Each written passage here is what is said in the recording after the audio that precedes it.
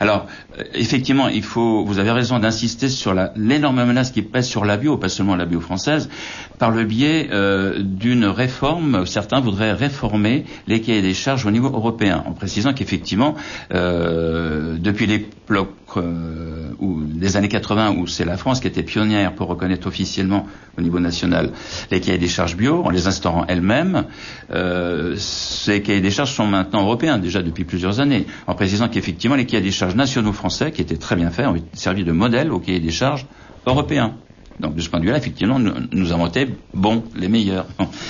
Alors, ces cahiers des charges sont reconnus beaucoup trop drastiques, beaucoup trop contraignants par beaucoup, et on voudrait effectivement les alléger, et notamment en admettant, en tolérant un peu de chimie. Bon, mais il y a encore beaucoup plus grave que ça. C'est en admettant, en prévoyant qu'il y aura une contamination par les OGM, et d'admettre jusqu'à 0,9% de contamination pour les bio comme pour le conventionnel, sans avoir à le dire. Donc ce serait quand même des produits bio.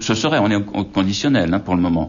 Le scandale ne s'est pas réalisé, alors qu'un vote a failli se dérouler en fin 2006. Donc là, il faut vraiment monter au créneau, il faut bagarrer, il faut alerter l'opinion et donc les politiques, qui est quand même le Parlement européen, qui a son mot à dire vis-à-vis de la Commission européenne. Mais le danger est réel. Alors, la première victime, bien sûr, ce sera la bio. Elle disparaîtra en tant que filière, disons, fiable pour le consommateur. Et à partir de là, eh bien, c'est tout le reste qui partirait à volo. Et on aboutirait au point qui est manifestement recherché par les tenants des OGM, c'est d'arriver à une situation où on sera incapable de dire on mange de l'OGM, on mange pas de l'OGM. Donc on n'aura plus le choix entre le non-OGM et les OGM. Et donc la perte du choix alimentaire, il faut que ce soit reconnu comme le risque majeur pour le consommateur et pour le citoyen en général.